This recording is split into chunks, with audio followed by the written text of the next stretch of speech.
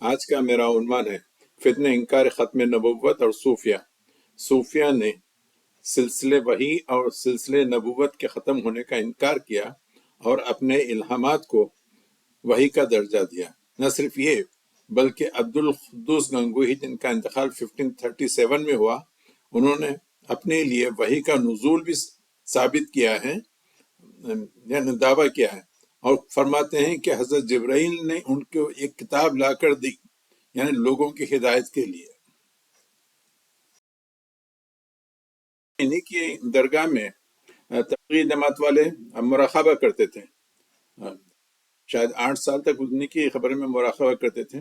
یہ میرے خیال میں اس میں کتاب میں مولانا الیاس اور ان کی دینی دعوت، اس کتاب میں اس کا ذکر ہے، ان کی مراقبے کا۔ گنگوہی اپنی کتاب لطائف قدوسیہ میں فرماتے ہیں، یعنی حضور صلی اللہ علیہ وسلم نے وہ عین سے تھا، یعنی ان کے اوپر جو وحی کا نزول ہوتا تھا، اس عالم میں جو تکلم ہوا ہے اس کا حضور صلی اللہ علیہ وسلم کے حق میں وحی کا نام ہوا، اور اولیاء کے حق میں اسے الہام کہتے ہیں۔ الغرض، یعنی یہ سلطان ذکر کرتے تھے۔ سلطان ذکر کا کیفیت کا بیان مشکل ہے، کیونکہ اس عالم غیب کا بیان کرنا ممکن نہیں۔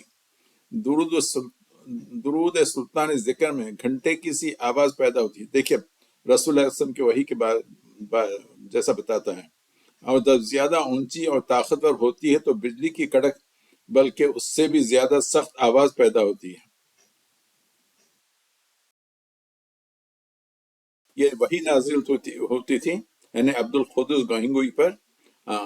تو جیسے بجلی اپنی پوری آواز سے کڑکے اور اس کی غضبناک آواز کانوں میں بھر جائے اور خوف و ہراس کی یہ کیفیت پیدا ہو جائے، گویا کہ زمین و آسمان سر پر گر رہا ہے، اور اس حالت میں جسم کانپنے لگے، لیکن چونکہ بجلی کی کڑک اور جسم سے باہر ہوتی ہے، اس لیے اس سے وہ کیفیت پیدا نہیں ہوتی جو سلطان ذکر سے پیدا ہوتی ہے، کیونکہ وہ بذات جسم سے پیدا ہوتا ہے، اور ذاکر کو اس درجہ لرزہ اندام کرتا ہے کہ جسمانی تمام کثافتیں اور آلائش صاف ہوتی ہیں۔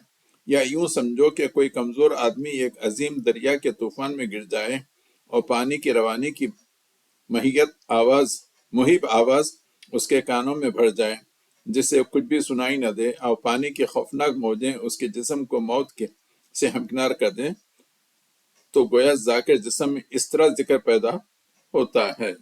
خیر،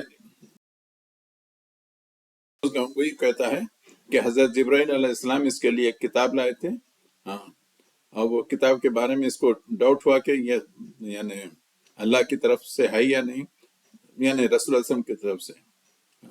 تو پھر وہ پلٹ کے وہیں پہ جاتا ہے جب رسول اللہ علیہ وسلم سے، تو رسول اللہ علیہ وسلم کہتے ہیں کہ ہاں یہ کتاب میری طرف سے ہے۔ خیر، یہ صوفیوں کی کہانیاں، ہم مسلمانوں کے ان سے کوئی یہ نہیں ہے۔